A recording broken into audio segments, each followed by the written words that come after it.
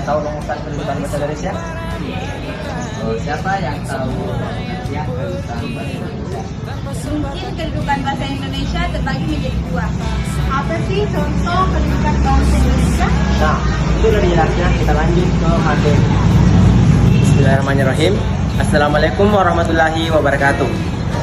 Alhamdulillahirrabbilalamin. Wassalatu wassalamu ala asrafil anbiya wal mursalin Sayyidina Muhammadin wa ala alihi wa sahbihi ajma'in. Pertama-tama, marilah kita panjatkan puji syukur kehadirat Allah Subhanahu wa taala atas limpahan rahmat dan hidayahnya sehingga kita masih berkumpul di tempat ini. Dan tak lupa pula kita kirimkan salam dan salawat kepada junjungan kita Nabiullah Muhammad sallallahu alaihi wasallam. Nabi yang telah membawa kita dari alam kegelapan menuju alam yang terang benderang seperti saat ini. Baiklah, saya selaku moderator kelompok 2 akan memimpin jalannya presentasi diskusi. Nah, untuk materi pertama yaitu pengertian kedudukan bahasa Indonesia. Untuk lebih jelasnya, saya persilakan anggota kelompok saya yaitu Ista. Terima kasih atas kesempatan yang diberikan. Baiklah, saya akan menjelaskan pengertian kedudukan bahasa Indonesia. Bahasa Indonesia berkedudukan sebagai bahasa nasional dan bahasa resmi. Dalam kedudukannya sebagai bahasa nasional, bahasa Indonesia berfungsi sebagai sarana pemersatu berbagai suku bangsa dan sebagai sarana berkomunikasi antar daerah dan antar budaya daerah. Hanya membuatku semakin terlatih.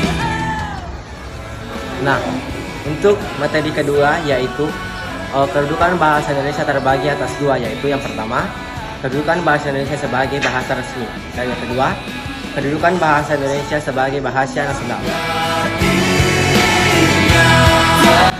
Adapun materi yang saya bawakan yaitu kedudukan bahasa Indonesia sebagai bahasa resmi.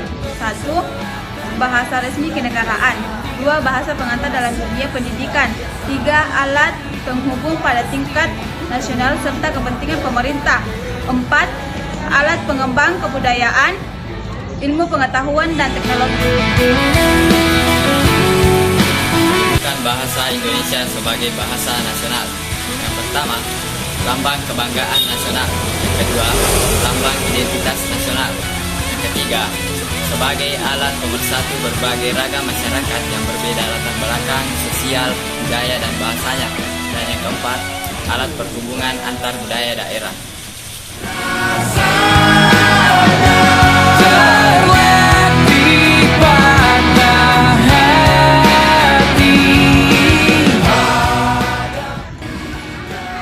Nah, untuk materi terakhir yaitu contoh kedudukan bahasa Indonesia.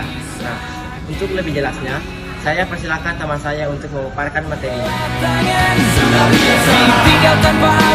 Adapun beberapa contoh kedudukan bahasa Indonesia, yakni yang pertama yaitu kedudukan bahasa Indonesia sebagai alat komunikasi, yang kedua sebagai alat pemersatu bangsa, yang ketiga sebagai alat untuk mengekspresikan diri, dan yang keempat adalah sebagai alat untuk integrasi dan adaptasi sosial.